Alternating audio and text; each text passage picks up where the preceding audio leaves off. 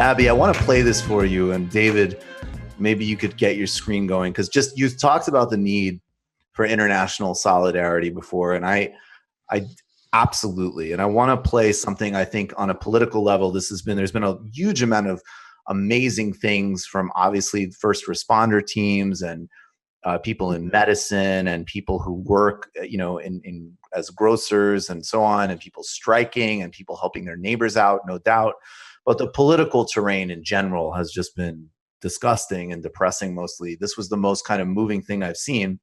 And this is the Prime Minister of St. Vincent and the Grenadines, who Ralph Gonsalves. I'm not sure I pronounced his last name correctly. I want to just say in general, he, along with Mia Motley in Barbados, and also the leader of Dominica, whose name I'm forgetting right now.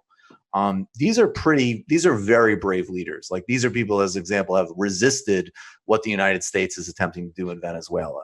And we're talking about places with, obviously they've got international reach and they have a lot of appealing, resources, and they're dynamic countries, but they don't have they have very little geopolitical power to do that from. And it's a lot of courage. And this is video of Prime Minister Gonsalves, or as they call him, and his Twitter name you could see is @ComradeRalph, which is funny, welcoming a delegation of Cuban doctors to St. Vincent and the Grenadines. Of course, we've talked about the incredible heroism of the Cuban doctors and the role they're playing in Italy and across the world. And he welcomes them to the airport in St. Vincent in the Grenadines and kind of talks about the history behind it. And I just want to play this and then get your thoughts, Abby. I thought this was pretty moving. Solidarity entirely by South-South cooperation. It's the only airport in the English-speaking Caribbean without the imprimatur of North America or Europe. It's a special place where you have landed. A lot of historic struggles took place here in the 19th century against British colonialism. And now you come to assist us with a big threat. So far we have one confirmed case. And we are containing and managing with our own resources.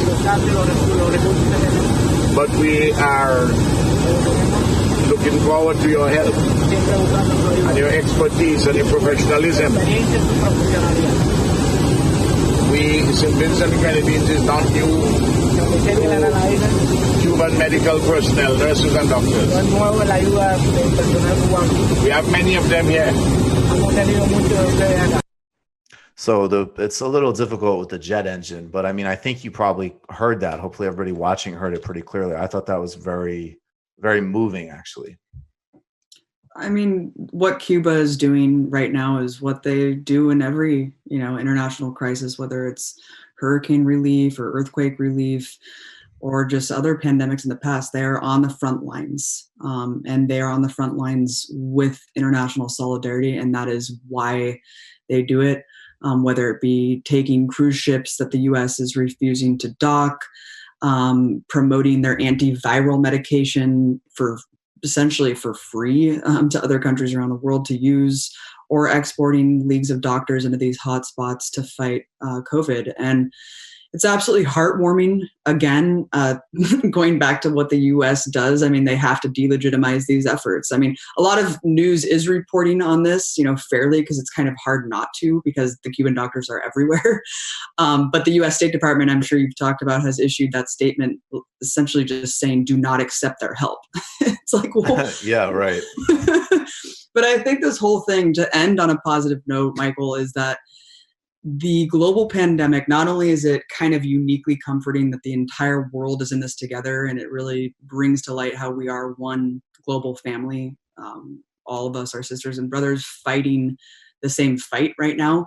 But it exposes the contradictions and hypocrisy of the current world order, which puts the U.S. in a position as this moral and just arbiter of everything, and who can dictate who gets to live and who gets to die.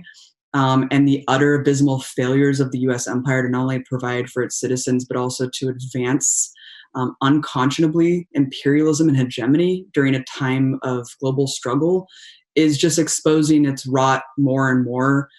And I think that this is a radicalizing moment and a revolutionizing moment for not only Americans, but the world. And all of these strikes that are impending here, I think, is a really incredible avenue that we can hopefully regenerate a massive labor struggle and mount grassroots pressure to resurrect not only labor in this country, but also an anti-war movement that we can link together with why all of our resources are siphoned for this perpetual death and war machine abroad. And, Bernie's proposals have never seemed more obvious and just absurdly apparent that we need to employ immediately. But I think that this is a moment that we can use to our advantage to radicalize each other. And as you said, not social distancing, but we need to be socially involved, engaged, and enlightening each other and continuing that grassroots political consciousness campaign, because this is all we have at this point. And hopefully we can emerge out of this with a new consciousness. And there is no turning back to the old age. It's moving on from here. And it's just a matter of what world are we going to enter into. Exactly. Abby Martin, I appreciate you. Thank you so much. Stay safe, stay healthy. Check out all of Abby's incredible work at the Empire Files and more. Abby, thanks a million. Thank you so much. Rock on. Stay safe. Take care. You just watched a Michael Brooks Show video. Subscribe to get them all. Why wouldn't you? Don't be foolish. Click subscribe below and become a patron as well. Patreon.com/TMBS. Thanks, everybody.